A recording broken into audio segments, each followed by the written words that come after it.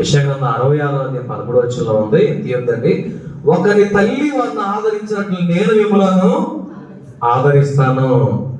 అంటే చిన్న చిన్నవి కాదులే కానీ నీ జీవితంలో దేవుడు గొప్ప గొప్ప కార్యాలు చేయడానికి ఆయన ఇష్టపడుతూ ఉన్నాడు. గతించిన కాలములో నీ జీవితంలో చిన్నవి ఉన్నాయి, పెద్దవి ఉన్నాయి.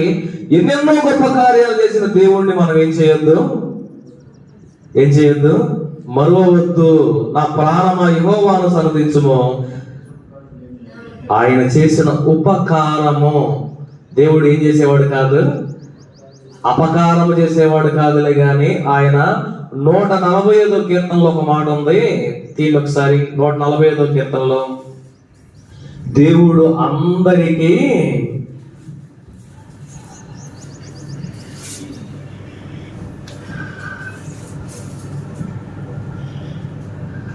అందరికీ ఉపకారి, అన్నిటిలో సహకారి, యేసు పేరు గల దేవుడు, సర్వశక్తి గల నాథుడు. యేసు పేరు గల దేవుడు, సర్వశక్తి గల నాథుడు, అందరికీ ఉపకారి, అన్నిటిలో సహకారి.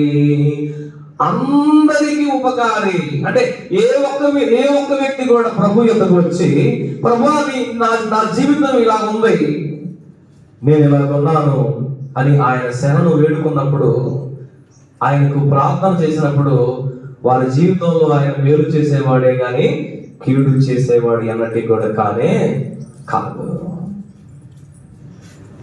అలాంటి కీడు చేయని, నష్టము కలుగు చేయని, బాధ కలుగు చేయని ఆ ప్రభువుని మనం ఏం చేయాలి అంటే స్తుతించాలి, ఘనపరచాలి, ఆయన నామాన్ని మహింపరచాలి.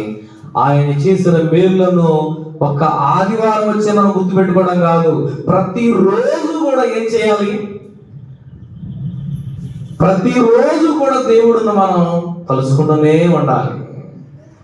మన మదిలో ఉండాలి యేసుక్రీస్తు ప్రభువారి యొక్క శిలువ దర్శనం. నీ కొరకు ఆయన మరణించిన విధానం నీ మదిలో ఉండాలి.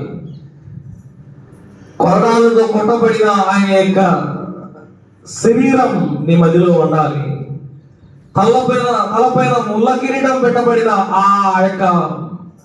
ఆ విధానం నీ మనసులో ఉండాలి. చేతుల్లో మేకులు, కాళ్ళల్లో మేకులు, ప్రక్కలో పల్లెపోటు, ఇదంతా నువ్వు చూస్తూ ఉన్నప్పుడు మరువలేనయ్యా నీ ప్రేమను, మరచిపోనయ్యా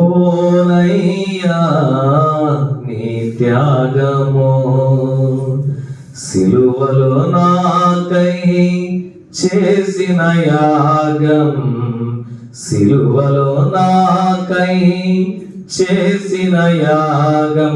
సిలువలో నీకై చేసిన యాగాన్ని నువ్వు ఎన్నటి కూడా ఏం కాకూడదు, అది మర్చిపోయావంటే చాలా సులభంగా ఉంటుంది క్రైస్తవ జీవితం అనేది. ఎందుకంటే మనకు ప్రభువు చేసిన అనేకమైన గొప్ప కార్యాల్లో శిలువ త్యాగం అనేది చాలా గొప్పది.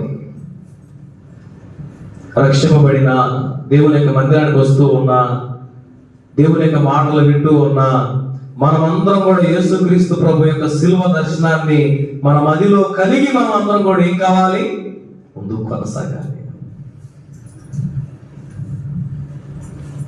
ప్రభు చేసిన మేలులు అనేకం మన జీవితంలో. ఏ ఒక్క మేలును కూడా మనం మర్చిపోక ఏం కావాలి, ఆయన యొక్క నామాన్ని స్తుతించాలి. ఆయన యొక్క నామాన్ని మనం ఏం చేయాలి, మొట్టమొదటిది దేవుడు చేసిన ఉపకారాలను మనం ఏం చేయొద్దు, మరవద్దు. చూద్దాం ఒకసారి.